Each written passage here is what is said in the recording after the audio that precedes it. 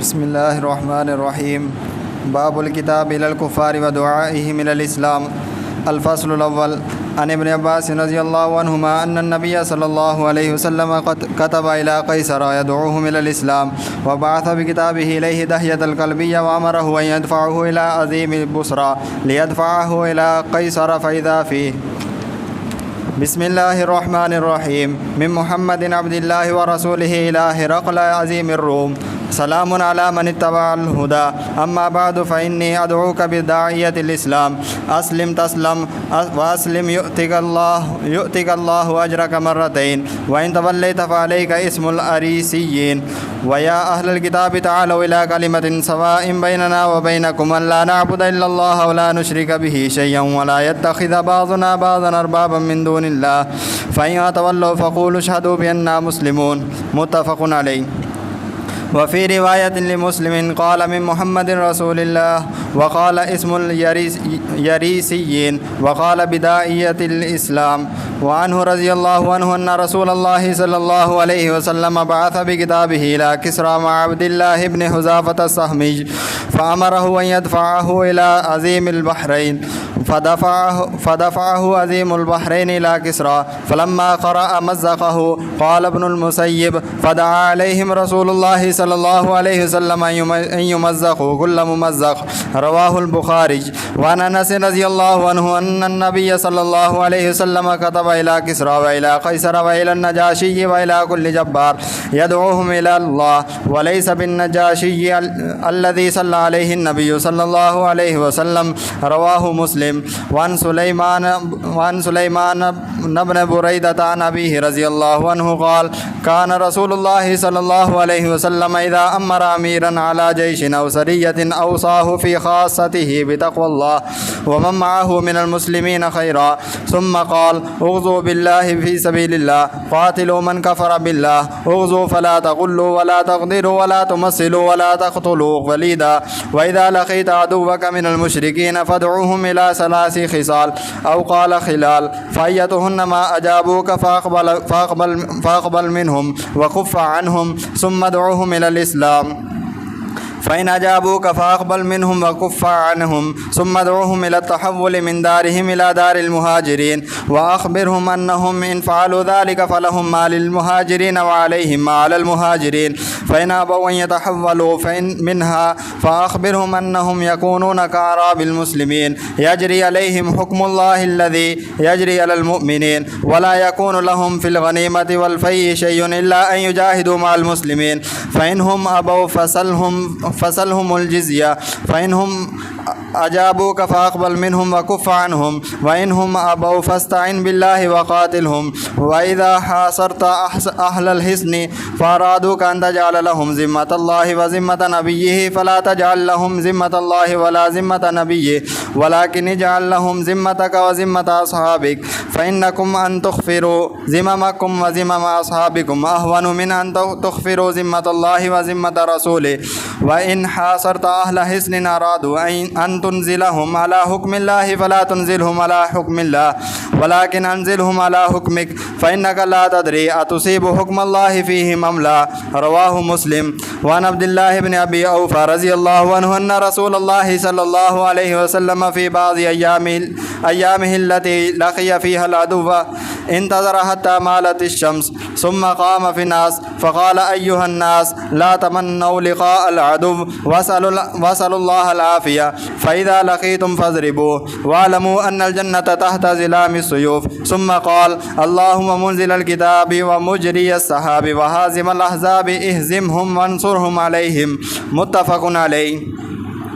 وعن أنس رضي الله عنه أن النبي صلى الله عليه وسلم كان إذا غزا بنا قوما لم يكن يغزو بنا حتى يصبح وينظر إليهم، فإن سمع أذانا كف عنهم، وإن لم يسمع أذانا أغار عليهم. قال فخرجنا إلى خيبر فانتهينا إليهم ليلا، فلما أصبح ولم يسمع أذانا ركب وركبت خلف أبي طلحة، وإن قدمي لتمس قدم نبي الله صلى الله عليه وسلم. قال فخرجوا إلينا بمقاتلهم ومساحيهم، فلما رأوا النبي صلى الله عليه وسلم قالوا محمد، والله والله محمد والخميس فلجأوا إلى الحصن فلما رآهم رسول الله صلى الله عليه وسلم قال الله أكبر الله أكبر خربت خيبر إنا إذا نزلنا بساحة قوم فساء صباح المنذرين متفق عليه. وعن النعمان بن مقرن رضي الله عنه قال شهدت القتال مع رسول الله صلى الله عليه وسلم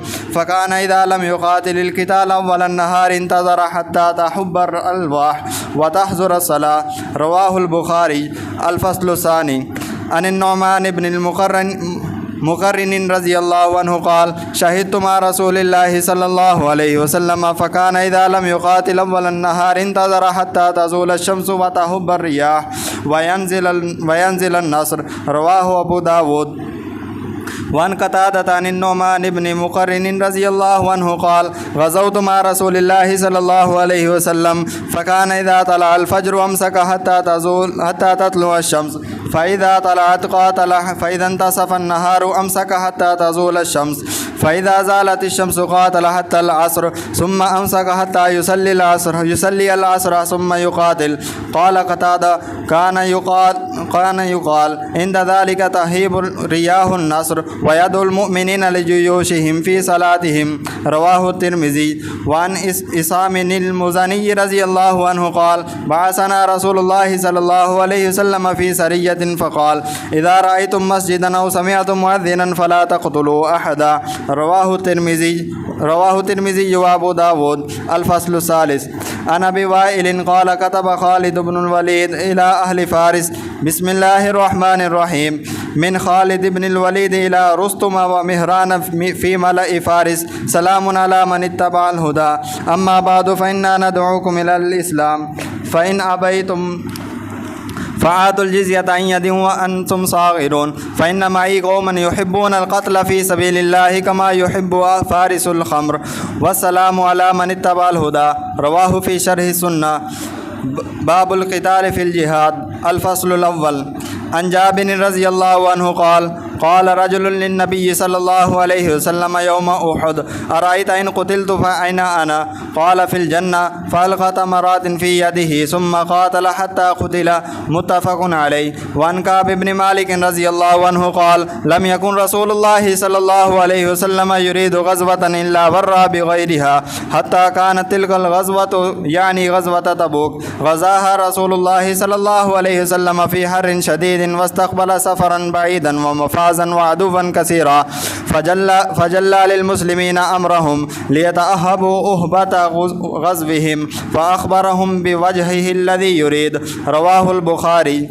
وعن جابر رضي الله عنه قال رسول الله صلى الله عليه وسلم الحرب خدعة متفق عليه. وعن أنس رضي الله عنه كان رسول الله صلى الله عليه وسلم يغزو بأم سليم ونسوة من الأنصار معه إذا غزا يسكين الماء ويدوين الجرحى. رواه مسلم. وعن أم عطية رضي الله عنها قالت غزوت مع رسول الله صلى الله عليه وسلم 7 غزوات أخلفهم في رحالهم فأصنع لهم الطعام وأداوي الجرحى وأقوم على المرضى. رواه مسلم. وعن عبد الله بن عمر رضي الله عنهما نهى رسول الله صلى الله عليه وسلم عن قتل النساء والصبيان متفق عليه. وعن صاب بن جسامة رضي الله عنه سئل رسول الله صلى الله عليه وسلم عن أهل الدار يبيتون من المشركين فيصاب من نسائهم وذراريهم قال هم منهم وفي رواية هم من آبائهم متفق عليه. وعن ابن عمر رضي الله عنهما أن رسول الله صلى الله عليه وسلم قطع نخل بني النظير وحرق ولها يقول حسان وهان على سرات بني لبي حريق بالبويرة مستطير ففي ذلك نزلت ما قطعتم من لينة أو تركتموها قائمة على أصولها فبإذن الله متفق عليه. وعن عبد الله بن عون أن نافيا كتب إليه يخبره أن ابن عمر أخبره أن النبي صلى الله عليه وسلم غار على بني المصطلق غارين في نعمهم بالمريسيع فقتل المقاتلة وسبت زرية متفق عليه. وعن أبي أسيد رضي الله عنه أن النبي صلى الله عليه وسلم قال لنا يوم بدر حين صففنا لقريش وصفوا لنا إذا أكسبوكم فعليكم بالنبل، وفي رواية إذا أكسبوكم فرموهم واستبقوا نبلكم، رواه البخاري. وحديث سعد رضي الله عنه هل تنصرون، وسنذكره في باب فضل الفقراء. وحديث البراء رضي الله عنه بعث رسول الله صلى الله عليه وسلم رهطا في باب المعجزات إن شاء الله. الفصل الثاني. عن عبد الرحمن بن عوف رضي الله عنه قال أبانا النبي صلى الله عليه وسلم ببدر ليلة، رواه الترمذي. وعن المهلب أن رسول الله صلى الله عليه وسلم قال إن بيتكم العدو فليكن شعاركم حاميم لا ينصرون، رواه الترمذي وأبو داود. وعن سمرة بن جندب رضي الله عنه قال كان شعار المهاجرين عبد الله وشعار الأنصار عبد الرحمن، رواه أبو داود. وعن سلمة بن الأكوع رضي الله عنه قال غزونا مع أبي بكر زمن النبي صلى الله عليه وسلم فبيتناهم نقتلهم وكان شعارنا تلك الليلة أمت أمت، رواه أبو داود. وعن قيس بن عباد رضي الله عنه قال كان أصحاب رسول الله صلى الله عليه وسلم يكرهون الصوت عند القتال، رواه أبو داود. وعن سمرة بن جندب رضي الله عنه عن النبي صلى الله عليه وسلم قال اقتلوا شيوخ المشركين واستحيوا شرحهم أي سبيانهم، رواه الترمذي وأبو داود. وعن عروة قال حدثني أسامة أن رسول الله صلى الله عليه وسلم كان عهد إليه قال أغر على أبناء صباحا وحرق، رواه أبو داود. وعن أبي أسيد رضي الله عنه قال قال رسول الله صلى الله عليه وسلم يوم بدر إذا أكسبوكم فرموهم ولا تسلوا السيوف حتى يغشوكم، رواه أبو داود. وعن رباح بن ربيع رضي الله عنه قال كنا مع رسول الله صلى الله عليه وسلم في غزوة فرأى الناس مجتمعين على شيء فبعث رجلا فقال انظر على ما اجتمع هؤلاء، فقال ألم امرأة قتيل، فقال ما كانت هذه لتقاتل، وعلى المقدمة خالد بن الوليد، فبعث رجلا فقال قل لخالد لا تقتل امرأة ولا أسيفا، رواه أبو داود. وعن انس رضي الله عنه ان رسول الله صلى الله عليه وسلم قال انطلقوا بسم الله وبالله وعلى ملة رسول الله لا تخذلوا شيخا فانيا ولا طفلا صغيرا ولا امرأة ولا تغلوا وزموا غنائمكم وأصلحوا وأحسنوا فإن الله يحب المحسنين، رواه أبو داود.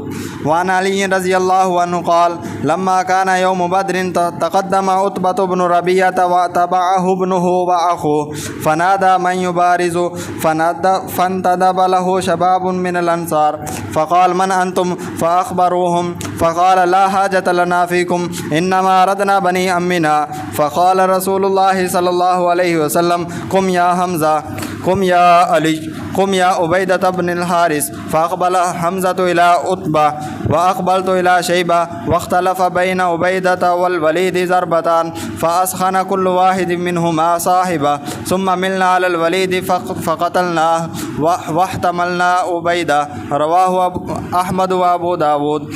وعن ابن عمر رضي الله عنهما قال بعثنا رسول الله صلى الله عليه وسلم في سرية فحاص الناس حيثا وأتينا المدينة فاختفينا بها وقلنا هلكنا ثم أتينا رسول الله صلى الله عليه وسلم فقلنا يا رسول الله نحن الفرارون، قال بل أنتم الأكارون وأنا فئتكم، رواه الترمذي. وفي رواية أبي داود نحوه وقال لا بل أنتم الأكارون، قال فدنونا فقبلنا يده فقال أنا فئة المسلمين. وسنذكر حديث أمية بن عبد الله كان يستفتح وحديث أبي الدرداء رضي الله عنه أبغوني في ضعفائكم في باب فضل الفقراء إن شاء الله. الفصل الثالث. عن صوبان بن يزيد أن النبي صلى الله عليه وسلم نصب المنجنيق على أهل الطائف، رواه الترمذي مرسلا.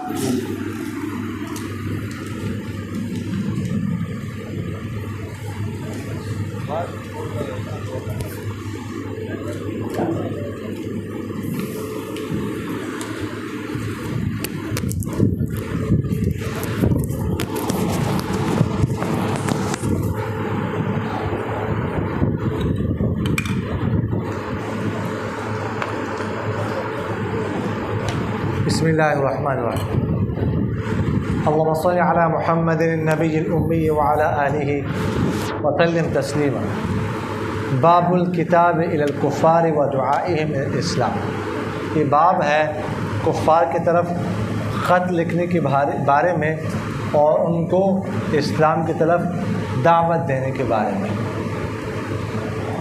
جی الٹا ہو گیا، اب صحیح ہو گیا جی. آواز آ رہی ہے کہ نہیں آ رہی؟ اچھا، تو کفار کی طرف دعوتی خطوط لکھنا، خط لکھنا اور ان کو اسلام کی دعوت دینا. دیکھیے گا جن تک دعوت نہ پہنچے ہو نا اسلام کی، تو ان کو دعوت دینا واجب ہے. کسی کو پتہ نہیں ہے اسلام کے بارے میں، اور جن تک ایک دفعہ دعوت پہنچ جائے دوبارہ دعوت دینا واجب نہیں، مستحب ہے. اب دعوت دینے کا کوئی متعین طریقہ اسلام نے نہیں بتایا. کوئی بھی طریقہ ہو سکتا ہے بس بات پہنچانے کا. پہلے زمانے میں خط کا تھا، خط لکھا جائے، کوئی کسی کو بتا دے، وفد بھیجا جائے، بندہ بھیجا جائے، ٹھیک ہے. یا اس طرح جو ہے نا کوئی ریڈیو پہ آ جائے، ٹھیک ہے، یا آج کل سوشل میڈیا پر، ٹھیک ہے، یا جو الیکٹرانک میڈیا ہے اس پر، یا کسی بھی ذریعے سے بات پہنچنی چاہیے. بس بات پہنچے تو یہ جو ہے کہ دعوت ان تک پہنچ جاتی ہے. تو آپ صلی اللہ علیہ وسلم نے جب صلح حدیبیہ ہو گئی، اس کے بعد چونکہ مشرکین کی طرف سے کچھ امن حاصل ہو گیا، اطمینان حاصل ہو گیا 6 ہجری میں. پہلے تو ان کے ساتھ جنگیں رہتی تھی، ساری توجہ اس طرف تھی، تو 10 سال کے لیے صلح ہو گئی نا. تو اس کے بعد آپ صلی اللہ علیہ وسلم پھر ادھر متوجہ ہو گئے. تو آپ صلی اللہ علیہ وسلم نے خطوط لکھ کے، ٹھیک ہے، جو بادشاہ تھے اس زمانے میں، قیصر کی طرف، کسریٰ وغیرہ کی طرف، ان کی طرف خطوط، دعوت خطوط لکھے. تو صلح کا فائدہ ہوا. فائدہ میرے خیال اس کو بند کرتے، شور ہے. فائدہ یہ ہوا کہ ایک تو مشرکین مسلمانوں کے قریب آ گئے اور ان کو سیکھنے کا موقع مل گیا، اور انہوں نے سیکھا، مسلمانوں کو قریب سے دیکھا، مسلمان ہو گئے. دوسرے یہ کہ آپ صلی اللہ علیہ وسلم نے ادھر ادھر خطوط لکھے اور جزیرہ عرب سے باہر جو بادشاہ تھے ان تک خطوط پہنچ گئے. تو اس کا یہ فائدہ ہو گیا. تو صلح کا فائدہ ہوتا ہے بعض اوقات، اور یہ بہت بڑا فائدہ ہوا. اس دوران جو لوگ اسلام میں داخل ہوئے ہیں نا، وہ بہت بڑی تعداد ہے، بہت زیادہ، جوق در جوق جب وہ لوگ اسلام میں داخل ہوئے. اب ذرا دیکھ لیجئے، عبداللہ بن عباس رضی اللہ عنہ سے روایت ہے کہ آپ صلی اللہ علیہ وسلم نے قیصر کی طرف خط لکھا، یعنی روم کے بادشاہ کی طرف، اس کو دعوت دینے کے لیے اسلام کی طرف، اور وہ اپنا خط اس کی طرف بھیجا، خط کے ساتھ اس کی طرف بھیجا دحیہ کلبی رضی اللہ تعالیٰ عنہ، اور ان کو حکم دیا کہ وہ پکڑائیں جو بصرہ کے گورنر ہے اس کو، تاکہ وہ قیصر کے تک پہنچا دے، حوالے کرے. اس میں یہ تھا کہ بسم اللہ الرحمن الرحیم میں شروع کرتا اللہ کے نام سے جو بڑا مہربان، بہت مہربان ہے. محمد صلی اللہ علیہ وسلم کی طرف، محمد بن عبداللہ کی طرف، اللہ کے جو بندے ہیں اس کے رسول ہیں، ہرقلہ کی طرف جو روم کا بادشاہ، سلام اس پر جو ہدایت کی پیروی کرے.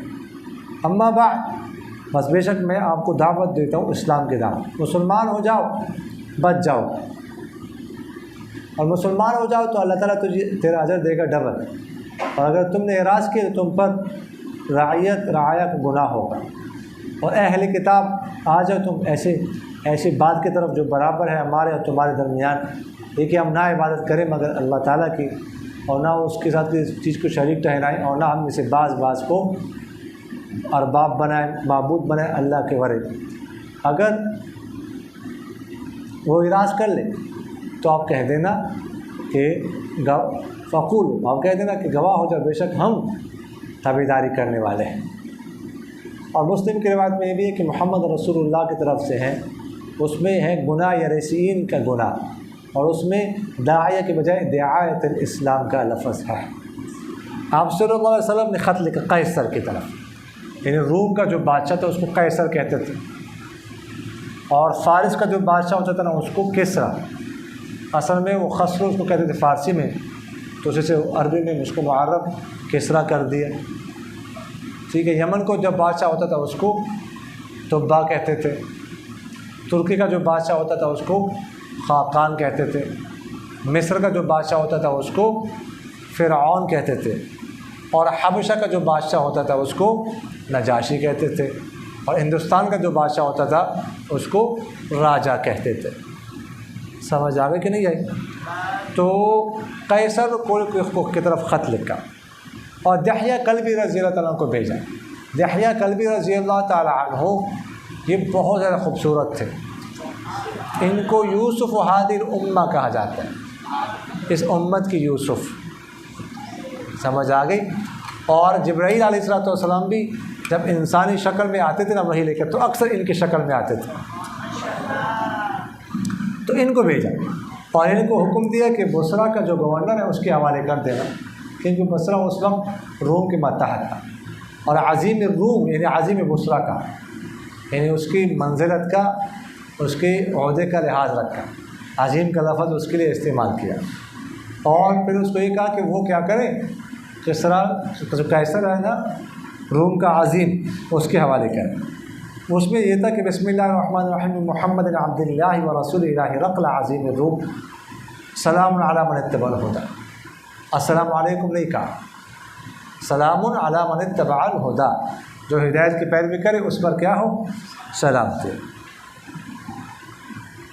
پھر کہا کہ میں تمہیں اسلام کی دعوت دیتا ہوں، مسلمان ہو جا بچ جاؤ، مسلمان ہو جا تو تجھے ڈبل اجر ملے گا، ایک تو اپنی شریعت پر عمل کرنے کا اور ایک ہماری شریعت پر عمل کرنے کا، اور فرمایا اگر تم اعراض کرے تو تم پر عریسیین کا گناہ ہوگا۔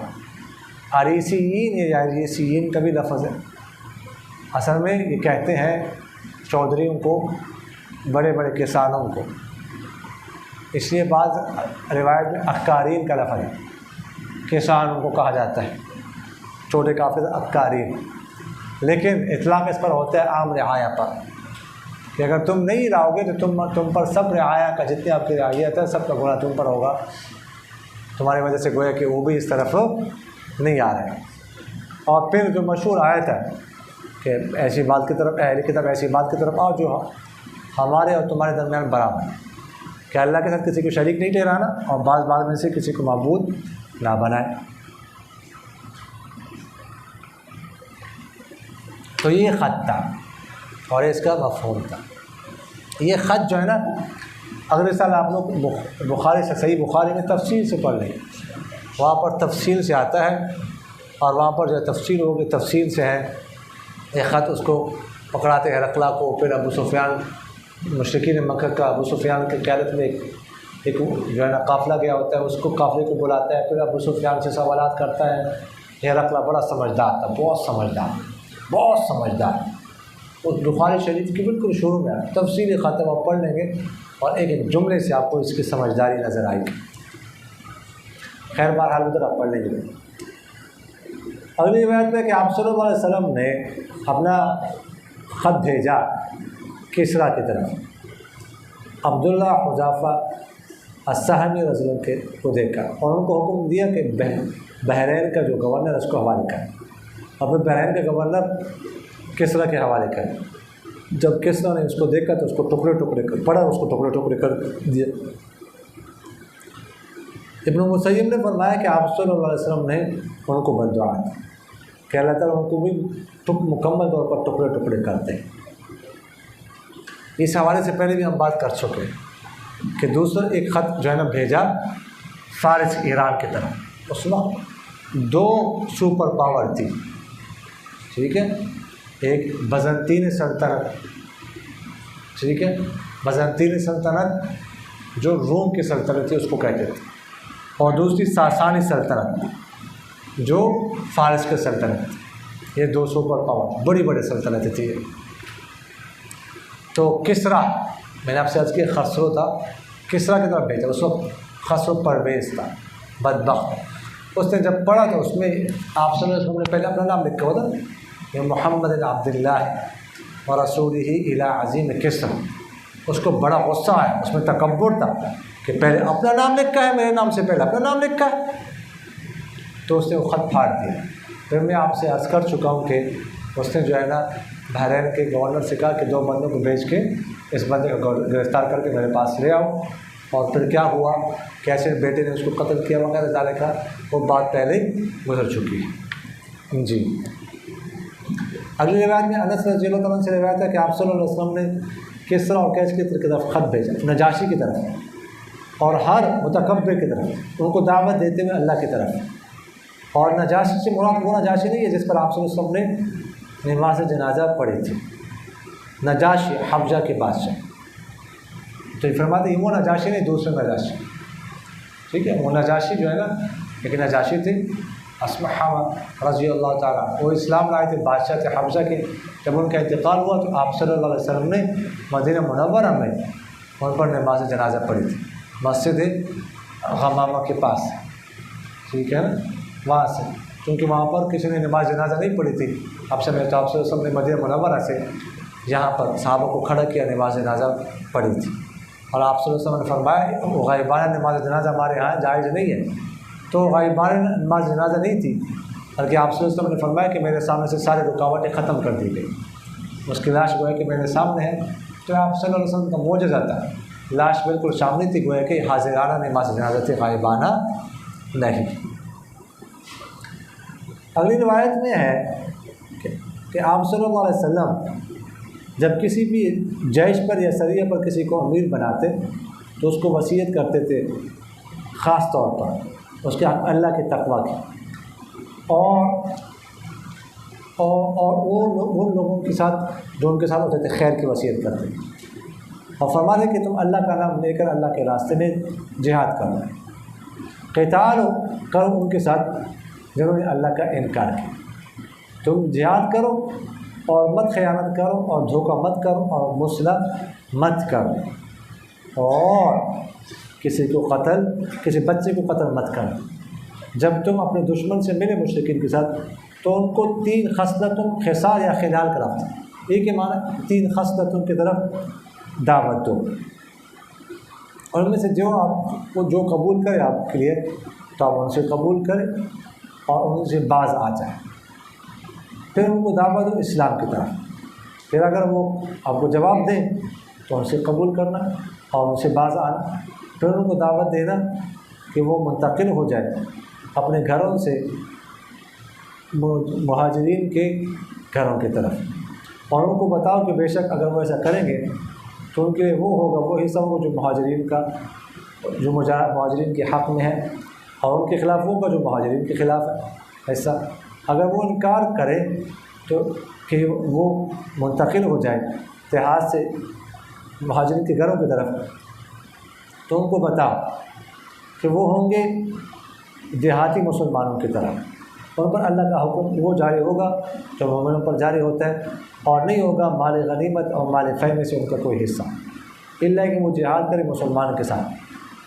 پھر اگر وہ انکار کرے تو ان سے جزیہ طلب کرنا, بس اگر وہ آپ کو جواب دیں تو ان سے قبول کرنا اور ان سے جنگ سے باز آنا. اگر وہ انکار کرے تو اللہ کی مدد چاہو اور ان سے قتال کرنا. اور جب تم محاصرہ کرو قلعے والوں کا اور وہ ارادہ کرے تمہارے ساتھ کہ تم ان کے لیے اللہ اس کے نبی کا ذمہ بنا, تو مت بناؤ ان کے لیے اللہ اس کے نبی کا ذمہ, بلکہ تم ان کے لیے اپنا ذمہ بنانا اور اپنے ساتھیوں کا ذمہ بنانا. بے شک تم توڑ دو اپنے ذموں کو اور اپنے ساتھیوں کے ذموں کو, یہ زیادہ آسان اس سے کہ تم توڑ دو اللہ اس کے رسول کے ذمے میں. اگر تم محاصرہ کرو قلعے والوں کا وہ ارادہ کرے کہ تم ان کو اتار دو اللہ کے حکم پر, تو مت اتارنا تم اللہ کے حکم پر, بلکہ اتارنا ان کو اپنے حکم پر. بس آپ نہیں جانتے کہ کیا تم اللہ کے حکم کو پہنچ سکتے ہو اس میں یا نہیں.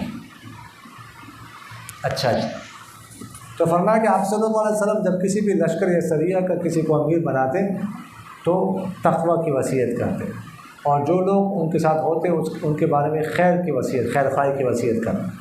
پھر فرماتے کہ تم اللہ کا نام لو اللہ کے راستے میں اور قتال کرو ان کافروں کے ساتھ جنہوں نے اللہ کا انکار کیا.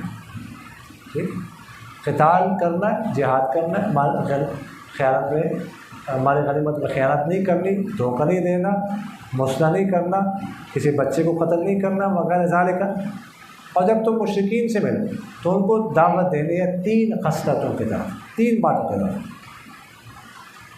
جو ان میں سے قبول کرے، جواب دے آپ کو تو ان سے قبول کرنا اور ان کے ساتھ جنگ کرنے سے باز آنا۔ تو دعوت دینی ان کو اسلام کی طرف، اگر وہ اسلام قبول کرے تو ان سے اسلام قبول کرنا، اور ان کو کہنا کہ وہ دیہات سے آ جائے شہر کی طرف، مہاجرین کے گھروں کی طرف۔ اگر وہ دیہات سے ادھر آئیں گے تو جو مہاجرین کا حصہ ہوگا ان کو بھی ملے گا، کوئی کہ انہوں نے ہجرت کر لی، دیہات سے آ گئے۔ اگر وہ نہیں آئیں گے تو پھر وہ جو ہے جو عام دیہاتی ہیں ان کی طرح ہوں گے جو ہے نا، اور ان کا حکم جو ہے ان پر لاگو ہوگا۔ اور مال غنیمت میں سے، مال فے میں سے ان کو کچھ حصہ نہیں ملے گا، الا ہے کہ وہ اگر مسلمانوں کے ساتھ مل کر جہاد کریں گے تو حصہ ملے گا۔ اگر وہ اسلام لانے سے کیا کرتے ہیں، انکار کرے تو ان سے جزیہ طلب کرو۔ اگر وہ جزیہ سے بھی انکار کرے تو پھر تیسرا آپشن کیا ہے، ان کے ساتھ جہاد کرنا۔ فرمایا کہ تم کسی قلعے کا محاصرہ کرو اور وہ کہے کہ تم ہمیں اللہ کا ذمہ اس کے رسول کا ذمہ دے دو، تو اللہ اس کے رسول کا ذمہ مت دینا، بلکہ اپنا ذمہ، اپنا معاہدہ، اپنا عہد دینا۔ اس لیے کہ تم اللہ اس کے رسول کے عہد کو توڑ دو تو یہ جو ہے ٹھیک نہیں ہے۔ ہاں، کل کو ہو سکتا ہے تمہیں تو معاہدہ توڑنے کی ضرورت آ جائے، تو اگر تم نے اپنا معاہدہ دیا، اپنا عہد دیا تو اپنے عہد کو توڑ دو، تو زیادہ آسان ہے اللہ اس کے رسول کو کے عہد کو توڑنے سے۔ بعض اوقات ضرورت پڑ سکتی ہے، معاہدہ ہو گیا، عہد کر لیا، لیکن کوئی مصلحت نظر آتی ہے، اس کو توڑ دیتے۔ تو تمہارا اپنا عہد ہوگا، اس کو توڑ دو گے تو یہ آسان ہے اللہ اس کے رسول کے عہد کو توڑنے سے۔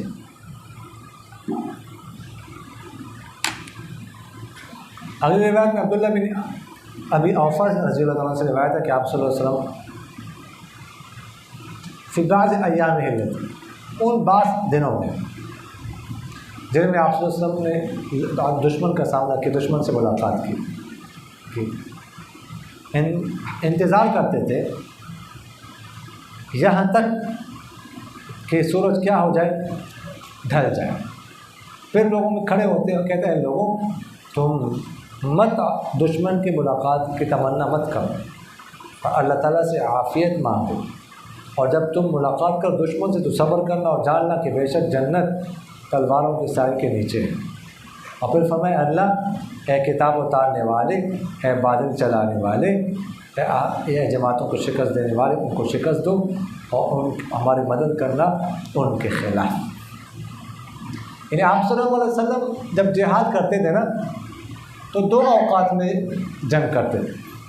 ایک تو صبح کے وقت میں، یہاں تک کہ جب سورج تیز ہو جاتا پھر رک جاتے، سمجھ آ گئی۔ اس کے بعد پھر تیسرے پہر میں جب ذرا دھوپ ٹھنڈی ہو جاتی نا پھر جنگ کرتے تھے۔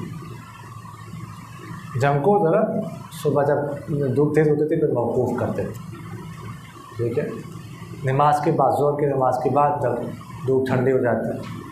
اس لیے کہ ایک تو ظہر کی نماز میں چلو مسلمان دعا کریں کہ مجاہدین کے لیے، مسلمانوں کو چاہیے ہر نماز کے بعد مجاہدین کے لیے دعا کریں۔ اگلی بات آ رہی ہے، اور دوسرا یہ کہ ذرا دھوپ بھی ٹھنڈی ہو جاتی تھی تو اس میں انسان کے اندر چستی آتی اور ہوائیں چلتی تھی نصرت کی، تو اس لیے آپ صلی اللہ علیہ وسلم پھر اس وقت جو ہے نا وہ قتال کرتے تھے، جہاد کرتے تھے۔ اگلی روایت میں ہے کہ آپ صلی اللہ علیہ وسلم جب جہاد کرتے ہمارے ساتھ مل کر کسی قوم کے ساتھ تو نہیں وہ کرتے تھے جہاد ہمارے ساتھ مل کر یہاں تک کہ صبح ہو جاتی اور دیکھتے ان کی طرف، بس اگر اذان سنتے تو ان سے باز آتے، اگر اذان نہ سنتے تو ان پر حملہ کرتے۔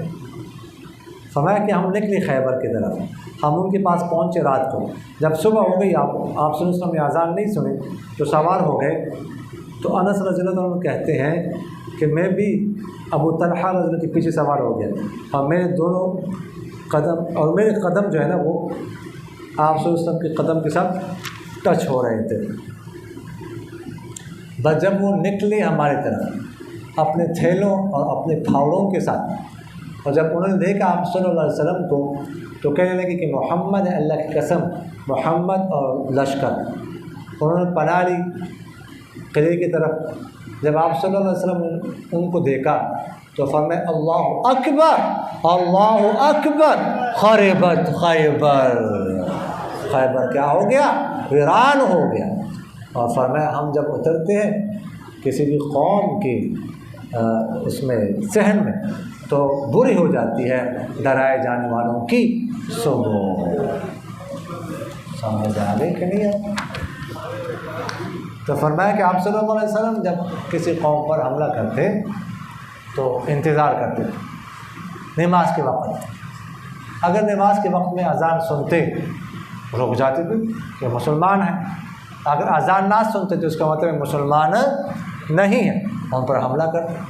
اس طرح خیبر پہنچے رات کے وقت تو آپ صلی اللہ علیہ وسلم نے صبح تک انتظار کیا کہ ہو سکتا ہے اذان کی آواز آ جائے۔ جب اذان کی آواز نہیں آئی تو آپ صلی اللہ علیہ وسلم ان کی طرف نکلے، تو وہ نکلے صبح کے وقت۔ مقاتل المقتل کی جگہ ہے، تھیلا نہیں ہوتا، وہ اس میں چارہ وغیرہ ڈالنے کے لیے چیزیں یا اوزار وغیرہ ڈالنے کے لیے تھیلا جو ہوتا ہے، اور مساحب مسحات کی جمع ہے پھاوڑا وغیرہ، ٹھیک ہے نا۔ تو وہ نکل رہے تھے کھیتی باڑی کے لیے۔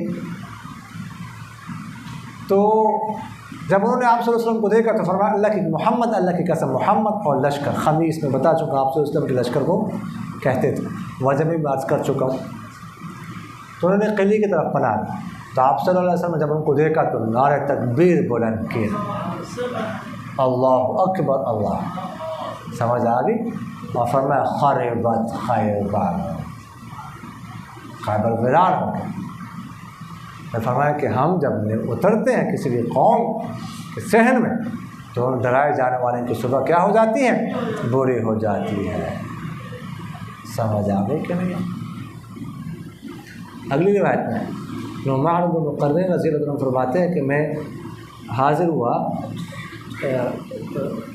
جہاد قتال میں آپ صلی اللہ علیہ وسلم کے ساتھ، جنگ میں آپ صلی اللہ علیہ وسلم کے ساتھ، تو آپ صلی اللہ علیہ وسلم نہیں قتال کرتے، جب قتال نہ کرتے، یعنی جب قتال نہ کرتے صبح کے دن کے ابتدائی حصے میں، تو انتظار کرتے تھے یہاں تک کہ ہوائیں چلنے لگتی اور نماز کا وقت ہو جاتا ہے۔ ابھی میں نے آپ سے عرض کیا کہ نماز کے وقت میں مجاہدین کے لیے لوگ دعا کرتے ہیں۔ دوسری فصل نعمان بن مقرن سے روایت ہے کہ میں آپ صلی اللہ علیہ وسلم سے حاضر ہوا جب آپ صلی اللہ علیہ وسلم دن کے ابتدائی حصے میں جہاد قتال نہ کرتے تو انتظار کرتے یہاں تک کہ سورج ڈھل جاتا اور ہوائیں چلنے لگتی اور مدد اتر جاتی۔ اگلی روایت میں ہے نعمان بن مقرن کہتے ہیں کہ میں نے جہاد کی آپ صلی اللہ علیہ وسلم کے ساتھ، فرماتے کہ جب صبح طلوع ہوتی تو آپ صلی اللہ علیہ وسلم رک جاتے یہاں تک کہ سورج طلوع ہوتا، جب سورج طلوع ہوتا تو جنگ کرتے، پھر جب دن آدھا ہو جاتا تو رک جاتا یہاں تک کہ سورج ڈھل جاتا، پھر جب سورج ڈھل جاتا پھر جنگ کرتے یہاں تک کہ عصر پھر رک جاتا، یہاں تک کہ عصر کی نماز پڑھتے پھر جنگ کرتے۔ قتادہ کہتے ہیں کہ کان یقال عند ذلک، کہ اس وقت کہا جاتا تھا کہ چلنے لگی ہے نصرت کی ہوائیں، اور مومنین دعا کرتے ہیں اپنے لشکروں کے لیے نمازوں میں۔ تو ہر نماز کے بعد مجاہدین کے لیے دعا کرنی چاہیے۔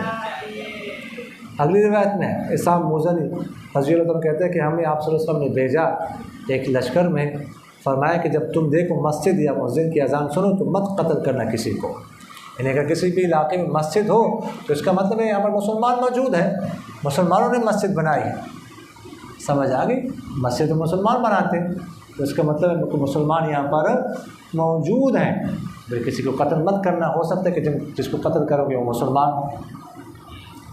تیسری فصل ابو وائل کہتے ہیں کہ خالد بن ولید رضی اللہ عنہ نے خط لکھا فارس والوں کی طرف، بسم اللہ الرحمن الرحیم لکھا خالد بن ولید کی طرف سے رستم اور مہران کی طرف جو فارس کے نمائندے ہیں، بڑے سردار، فرمایا سلامتی اس پر جو ہدایت کی پیروی کرے، اما بعد بس ہم تمہیں دعوت دیتے ہیں اسلام کی طرف، بس اگر تم انکار کرو گے تو جزیہ دو گے، ہاتھ سے احسان میں کہ تم ذلیل ہوں گے، بے شک میرے ساتھ ایسی قوم ہے جو اللہ کے راستے میں قتل کو اس طرح پسند کرتی ہے جس طرح کہ فارس والے شراب کو پسند کرتے ہیں، اور سلامتی اس پر جو ہدایت کی پیروی کرے۔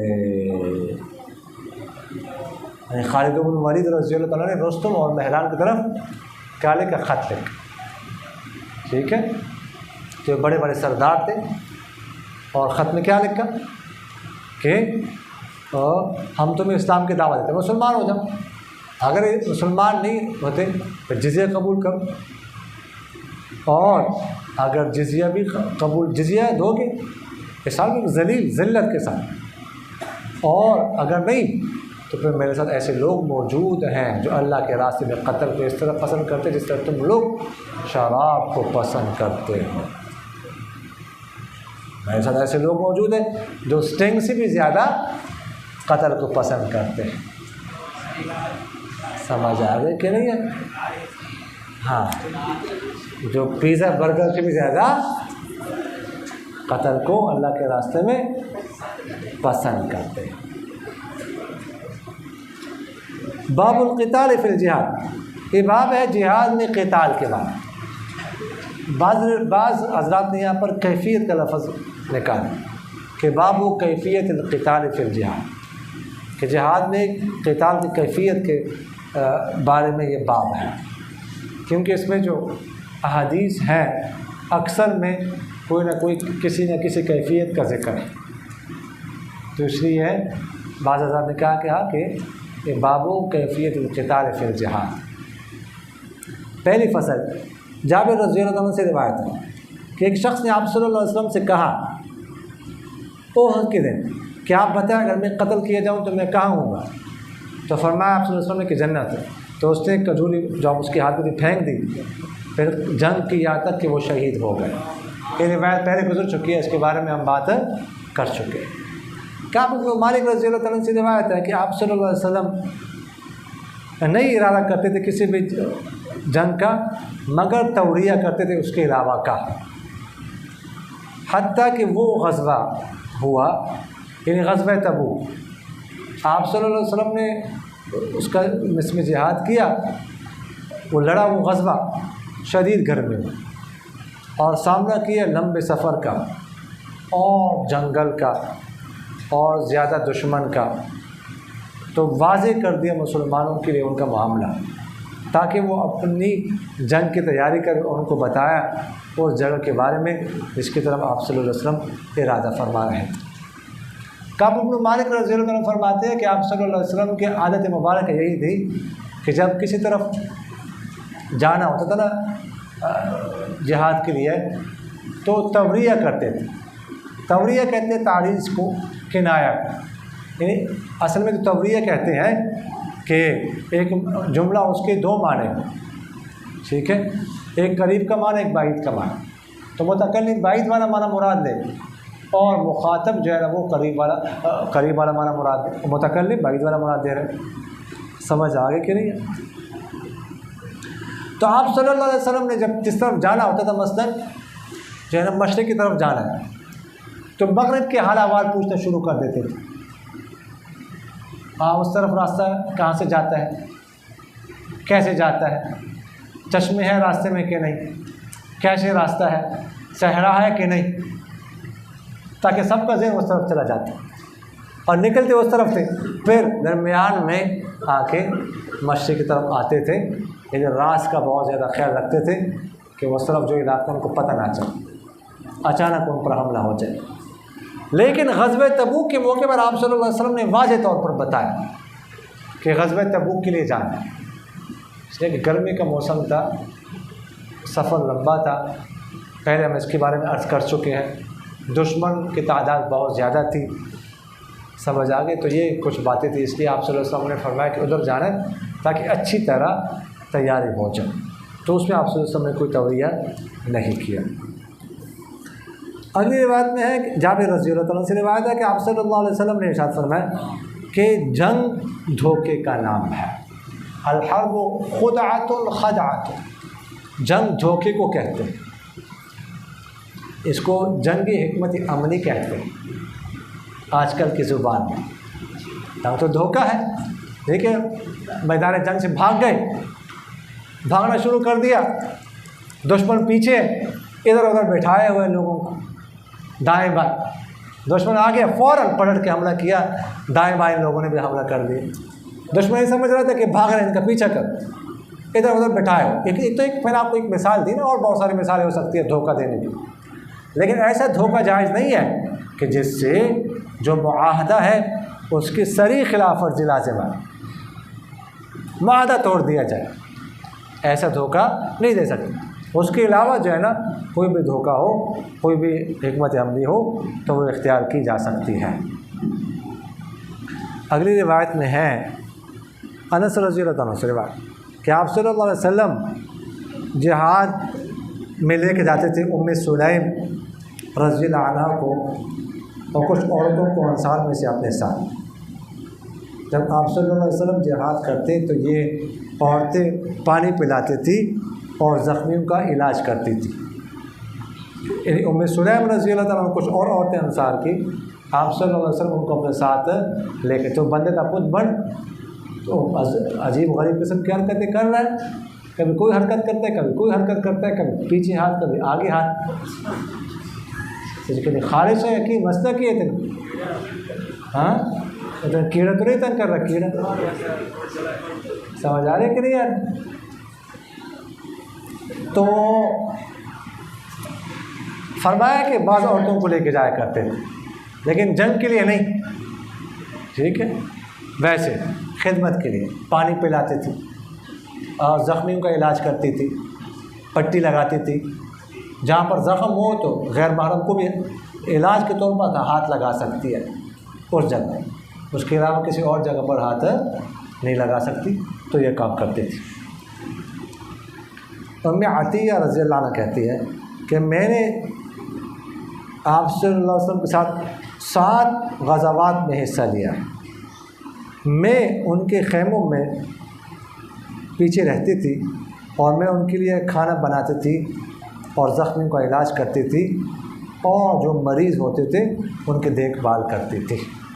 سمجھ آ گئی؟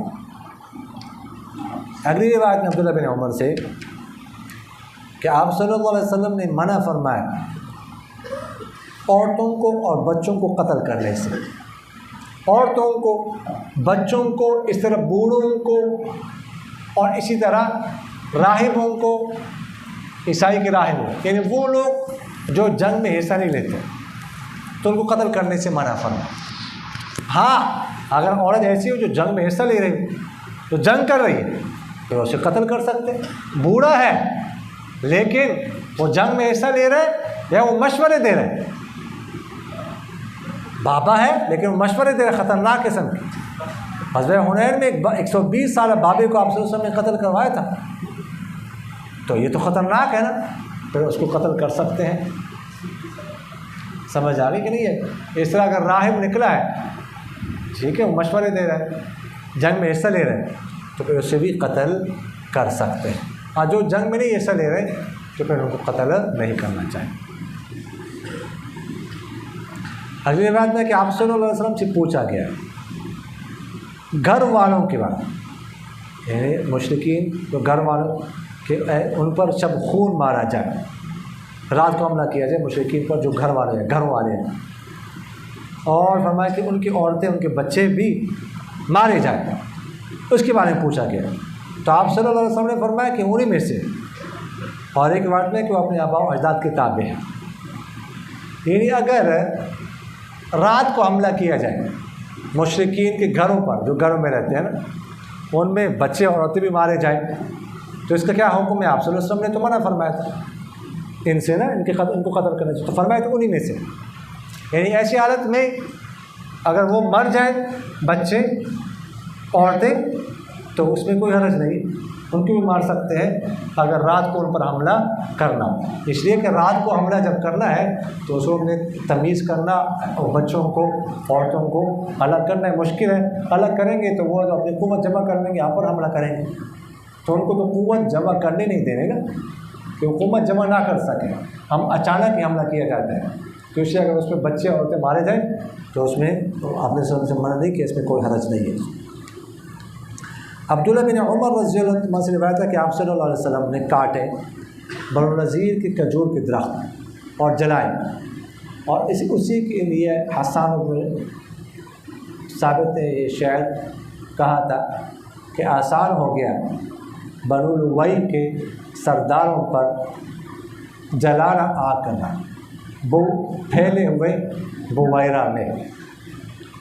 اور اسی کے بارے میں آیت نازل ہوئی کہ جو تم لوگوں نے کھجور کے درخت کاٹے ہیں یا چھوڑے اپنی جڑوں پر، ٹھیک ہے، تو اللہ کے حکم سے۔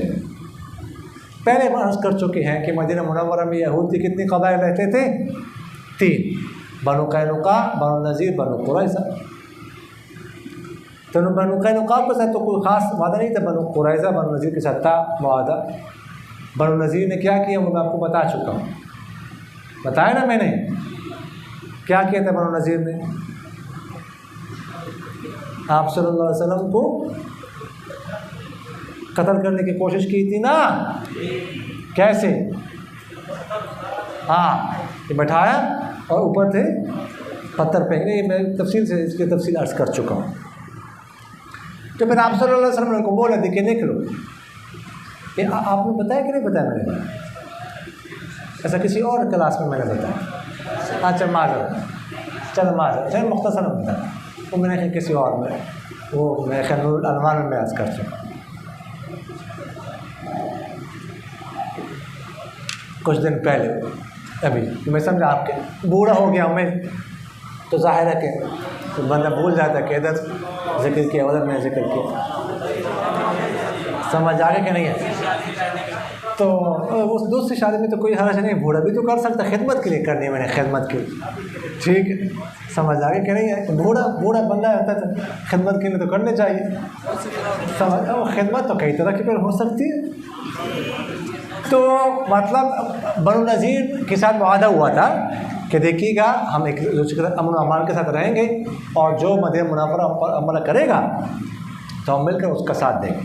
لیکن انہوں نے ساز باز رکھا جو ہے نا وہ مشرکین مکہ کے ساتھ، ان کو دعوت دیتے رہے کہ آ جاؤ تم حملہ کرو، ہم تمہارے ساتھ ہیں۔ ایک لمبا واقعہ ہے، پہلے ایک صحابی سے عامر بن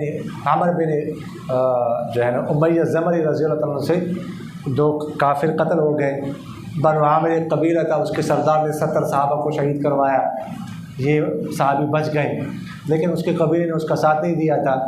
کہ راستے میں آ رہے تھے تو اسی قبیلے کے 2 بندے ان کو مل گئے، تو ان 2 بندوں کو پتہ نہیں تھا کہ ادھر ہمارے سردار نے 70 صحابہ کو شہید کروایا، لیکن چونکہ وہ قبیلے والے ساتھ نہیں تھے اور قبائلوں کے ساتھ ملا کر ان کو شہید کروایا تھا نا، تو خیر ان کو پتہ نہیں تھا ان صحابی کو، پھر انہوں نے دونوں کو قتل کر دیا۔ جب آپ صلی اللہ علیہ وسلم کو پتہ چلا تو آپ صلی اللہ علیہ وسلم نے فرمایا کہ آپ نے ان کو کیوں قتل کیا؟ سردار نے میرے صحابہ کو شہید کروایا، لیکن اس کے قبیلے نے اس کا ساتھ نہیں دیا تھا، تو اب اس کا خون بہا میں ادا کروں گا۔ تو یہ معاہدے میں شامل تھا، آپ صلی اللہ علیہ وسلم بنو نذیر کے پاس گئے کہ کچھ خون بہا دے دو، کچھ خون کے میں ادا کروں، یہ معاہدے میں شامل۔ تو انہوں نے کہا اب ادھر درخت اب دیوار کے پاس بھیجے، صحابہ بھی ساتھ تھے، ہم ابھی جمع کرتے ہیں، دیوار کے نیچے بیٹھا ہے کہ کہا کہ چٹان اوپر سے گرا دینا۔ تو آپ صلی اللہ علیہ وسلم کو وحی کے ذریعے سے پتہ چل گیا، تو آپ صلی اللہ علیہ وسلم آرام سے وہاں سے نکلے، اس کو قضائے حاجت کے لیے جانا، صحابہ کو بھی کچھ نہیں کہا، مدینہ منورہ پہنچ گئے اور ان کو پیغام بھیجا کہ تم لوگوں نے کیا ہے، یہ تدبیر کی تھی، مجھے پتہ چل گیا، اب یہاں سے تم نکلو، اب تم ادھر نہیں رہ سکتے۔ تو عبداللہ بن ابی رئیس المنافقین اس نے کہا 2000 بندہ میرے ساتھ، تم نے نہیں نکلنا، میں تمہارے ساتھ۔ خیر آپ صلی اللہ علیہ وسلم نے مہلت دی، نہیں نکلے تو محاصرہ ہوا۔ تو عبداللہ بن ابی جو ہے نا وہ دوربین میں بھی نظر نہیں آئے وہاں پر، سمجھ آ گئی، اور پوسیاں مارتا رہا اپنے گھر میں، لیکن نکلا نہیں۔ تو اس کے بعد خیر پھر وہ نکل نہیں رہے تھے قلعے سے، تو آپ صلی اللہ علیہ وسلم نے کچھ کھجور کے جو باغات ہیں نا درخت کاٹ ڈالے، جلا دی۔ انہوں نے کہا یہ دیکھو کیسے پیغمبر ہے، یہ درخت کاٹ رہا ہے، درخت جلا رہا ہے، ٹھیک ہے نا۔ تو یہ اس کا ذکر ہے کہ اس طرح کر سکتے جائے جاؤ۔ حسان بن ثابت پہ شعر بھی کہا کہ وہان آسان ہو گیا اعلیٰ سارات بنی لوئی، بنو لوئی کے سرداروں پر۔ بنو لوئی سے مراد مسلمان بھی ہو سکتے ہیں کہ مسلمانوں پر آسان ہو گیا جلانا، آسانی سے جو ہے نا ان کو کیا کر دیا؟ مغلوب کر دیا، کوئی مزاحمت کا سامنا نہیں کرنا پڑا۔ یا بنی ابی سے مشرکین مکہ بھی ہو سکتے ہیں کہ ان پر آسان ہو گئے، وہ آسانی سے ذلیل ہو گئے، کوئی مزاحمت انہوں نے کی۔ حریق جلال بالبویرہ، بویرہ اس جگہ کو کہتے تھے جہاں پر یہ بنو نذیر قبیلہ تھا، پھیلے ہوئے بویرہ میں۔ تو یہ حسان بن ثابت نے شعر کا، تو میں اس کا جواب دیا تھا ابو سفیان بن حارث نے، جو آپ صلی اللہ علیہ وسلم چچا بھائی تھے، اس وقت مسلمان نہیں تھے، پھر بعد میں مسلمان ہو گئے۔ انہوں نے کہا اللہ کرے کہ آگ پھیل جائے، اللہ کرے آگ پھیل جائے آس پاس کے علاقوں میں، پھر پتہ چلے گا کہ کس کو نقصان پہنچاتی ہے۔ یعنی آس پاس تو مسلمان تھے نا، انہوں نے کہا اللہ کرے آگ اور پھیل جائے مسلمانوں کی طرف، تو اس کا ذکر ہے۔ اگلی روایت میں ہے کہ عبداللہ بن عون کہتے ہیں کہ نافع نے ان کے پاس خط لکھا، ان کو خبر دیتے ہوئے کہ عبداللہ بن عون نے ان کو بتایا کہ آپ صلی اللہ علیہ وسلم نے بنو المصطلق پر حملہ کیا، اس حال میں کہ وہ غافل تھے، اپنے مویشیوں میں مرائسی جگہ میں، اور جنگ کرنے والوں کو قتل کیا اور بچوں کو قیدی بنایا۔ یہ بنو المصطلق ایک قبیلہ تھا، حضرت جویریہ رضی اللہ عنہ کا تعلق اسی قبیلے سے تھا۔ 5 ہجری میں غزوہ ہوا، آپ صلی اللہ علیہ وسلم کو پتہ چلا کہ اس قبیلے کے سردار مدینہ منورہ پر حملہ کرنا چاہتے ہیں، تو آپ صلی اللہ علیہ وسلم نے یہ سوچا کہ بجائے کہ ہم پر حملہ کریں، ہم حملہ کرتے ہیں۔ تو پھر یہ بہت سارے ان کے لوگ قتل ہو گئے، اور پھر ادھر بھاگ گئے، اور کچھ عورتیں اور بچے جو ہے نا ان کو باندھی اور غلام بنایا۔ جویریہ رضی اللہ تعالیٰ بھی گرفتار ہو گئی تھی، جو پھر آپ صلی اللہ علیہ وسلم کے نکاح میں آئی بات، اس کا ذکر ہے۔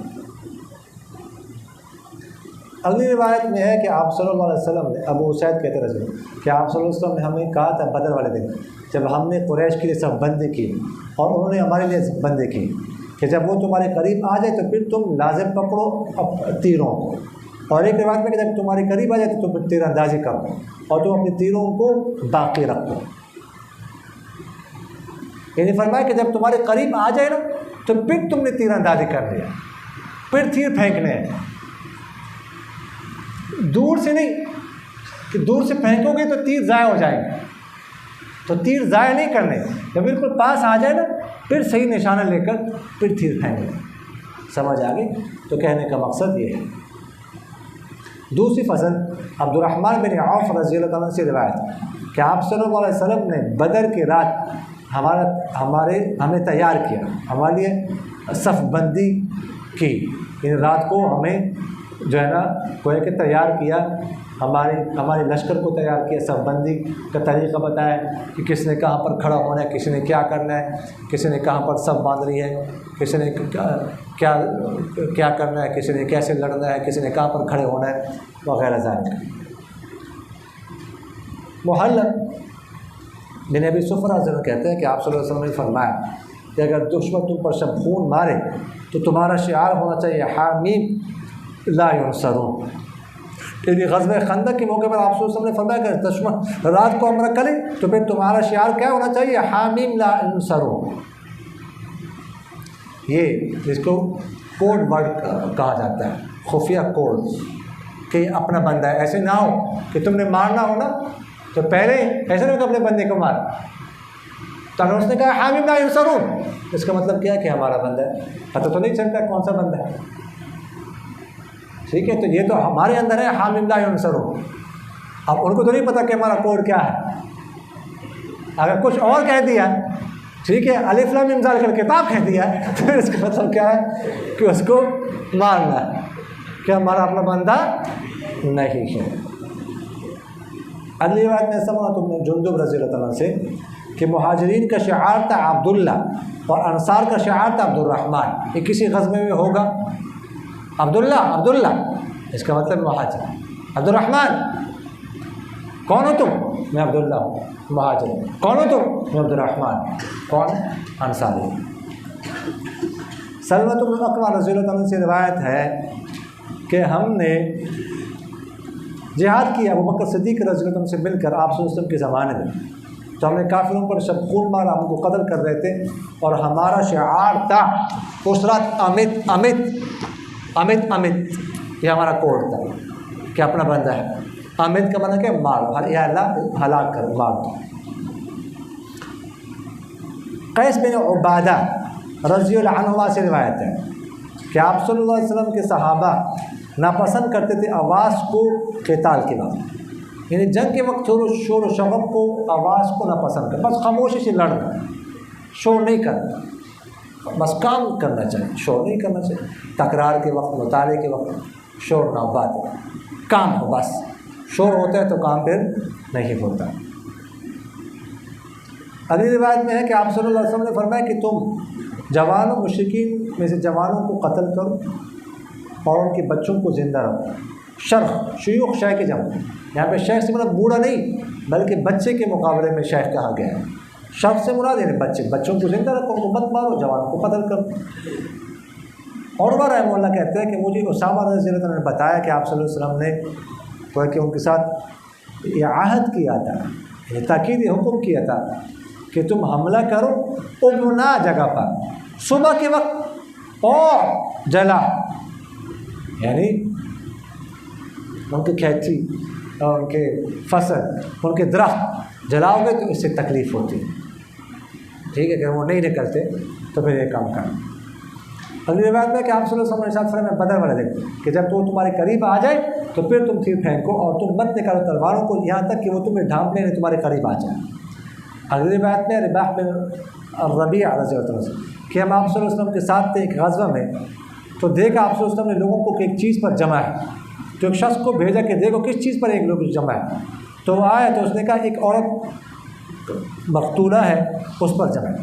تو آپ صلی اللہ علیہ وسلم نے فرمایا کہ یہ تو نہیں جنگ کرتی تھی، اور پھر مقدمۃ الجیش پر خالد بن ولید تھے، ان کے پاس ایک بندے کو بھیجا اور کہا کہ خالد سے کہنا کہ تم مت قتل کرنا عورت کو اور نہ کسی مزدور کو، یعنی کچھ لوگ جمع تھے۔ تو آپ صلی اللہ علیہ وسلم نے پوچھا کیوں جمع، تو بتایا کہ عورت کو قتل کیا۔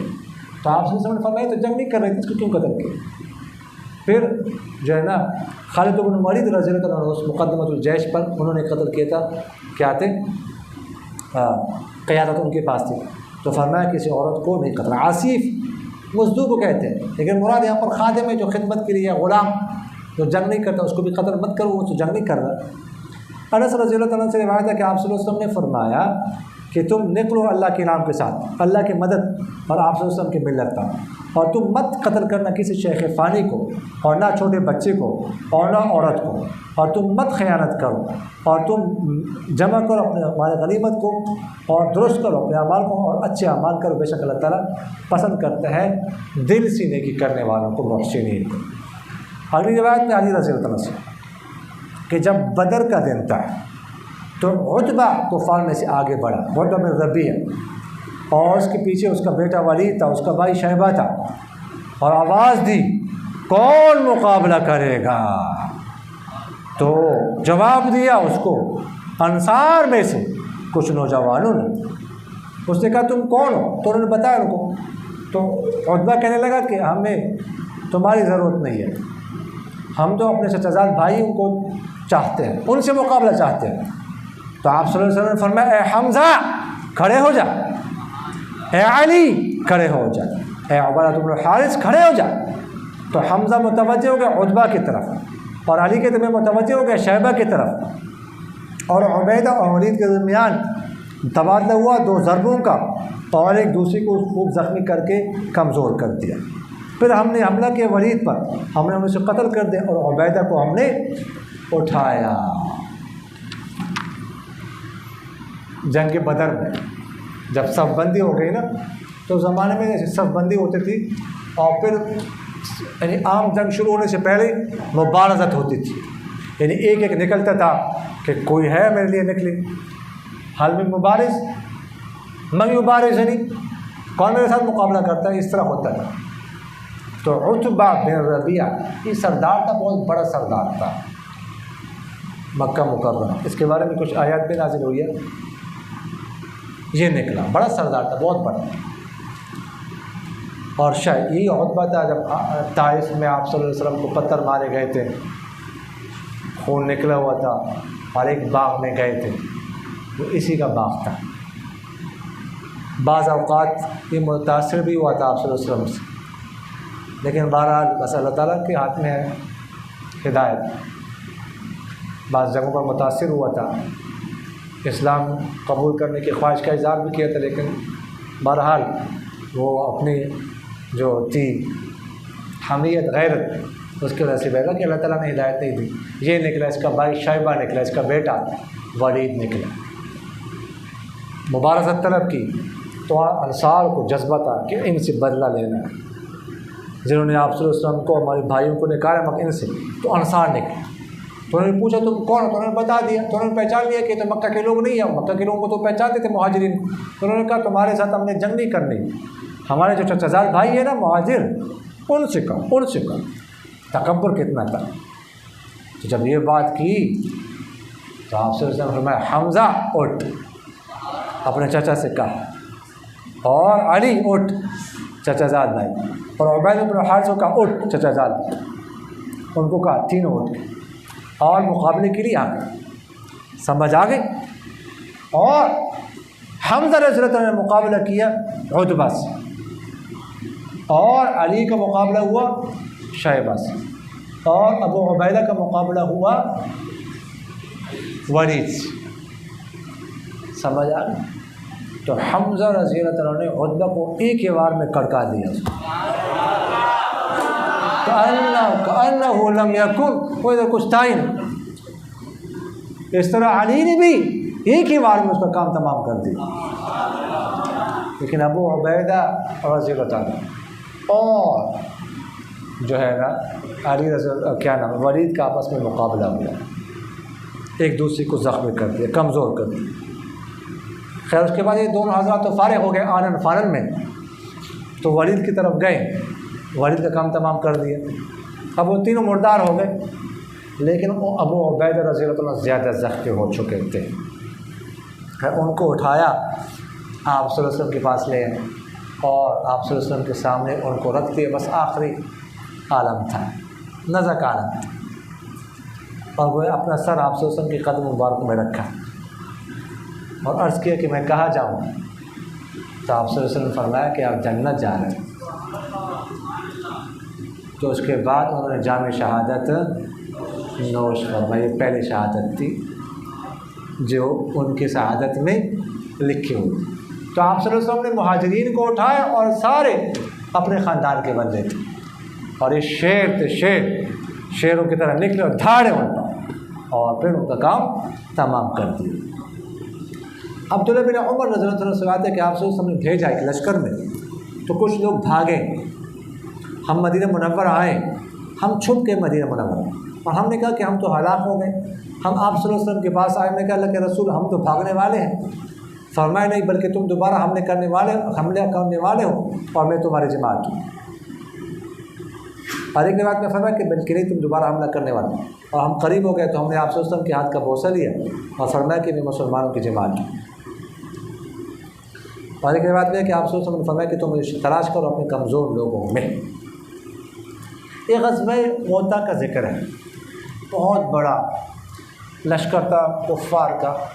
یہاں پر جو ہے نا وہ حضرات پہلے ہم اس کے بارے میں عرض کر چکے ہیں، حضرت زید بن حارثہ رضی اللہ عنہ، حضرت جعفر بن ابی طالب رضی اللہ عنہ، حضرت عبداللہ بن رواحہ رضی، ان کو جو ہے نا باری باری آپ صلی اللہ علیہ وسلم نے امیر مقرر کیے تو تینوں شہید ہو گئے، لشکر بہت زیادہ تھا۔ خیر پھر حضرت خالد بن ولید رضی اللہ عنہ نے مسلمانوں کو ایک تنگ مقام سے نکالا، کھلے یعنی پیچھے سے کے راستے پیچھے سے نکالا، تنگ جگہ سے کھلے میدان میں لے، پھر وہاں پہ انہوں نے جنگ کی۔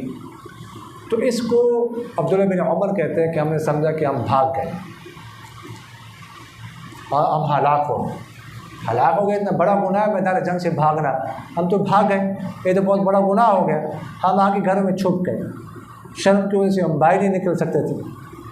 پھر ہم آپ صلی اللہ علیہ وسلم کے پاس آئے، ہم نے کہا کہ نحن الفرارون، ہم تو بھاگنے والے ہیں۔ بل آپ صلی اللہ علیہ وسلم نہیں، بل انتم الحقارون، بلکہ تم دوبارہ حملہ کرنے والے ہیں، یعنی تم ادھر آئے ہو مرکز میں تو قوت جمع کرنے کے لیے آئے ہو۔ اب تو مسلمان تو ہر وقت تیاری میں رہتے ہیں، تو تم تیاری میں ہو جہاد کی، کہ تم تو دوبارہ حملے کرنے والے، تم بھاگنے والے نہیں ہو، اور جتنے تم لڑ سکتے تھے لڑے ہو، باقی آگے واپس اور تم لڑے بلکہ ان کو پسپا کر دیا، آخر میں وہ بھاگے، تو اس لیے فرمایا کہ تم بھاگنے والے نہیں بلکہ تم دوبارہ حملہ کرنے والے۔ تیسری فصل، ثوبان بن یزید رضی اللہ عنہ سے روایت ہے کہ آپ صلی اللہ علیہ وسلم نے منجنیق کو نصب کیا تھا طائف والوں پر۔ منجنیق ہم نے پہلے عرض کیا کہ جب محاصرہ کیا تھا تو طائف والوں کا، تو وہاں پر سب سے پہلے مسلمانوں نے منجنیق استعمال کی۔ منجنیق جو ہے نا، منجنیق یہ آپ جانتے ہیں منجنیق کسے کہتے ہیں؟ منجنیق تو جانتے ہو نا، یہ غلیل نہیں ہوتا، غلیل اس کی طرح ہوتا ہے لیکن بہت بڑا ہوتا ہے، بہت بڑا، اس میں پتھر ڈالتے ہیں، پتھر بہت بڑا سا، یا آگ کو، تو پھر ایسے رسی کے اس کو کھینچ کے پھر چھوڑتے ہیں تو وہ پتھر وغیرہ دیوار پہ لگتا ہے، تو دیوار ٹوٹ جاتی ہے، دیوار میں دراڑ پیدا ہو جاتی ہے، تو اس کے میں تو اصل میں یہ فارسی کا لفظ ہے، من چا نیک سے نکلا ہے، من چا نیک، من میں کتنا نیک ہوں، من چا نیک سے، تو پھر اس سے لفظ بن گیا منجا نیک۔ سمجھ آ گئی کہ نہیں؟ ہما علینا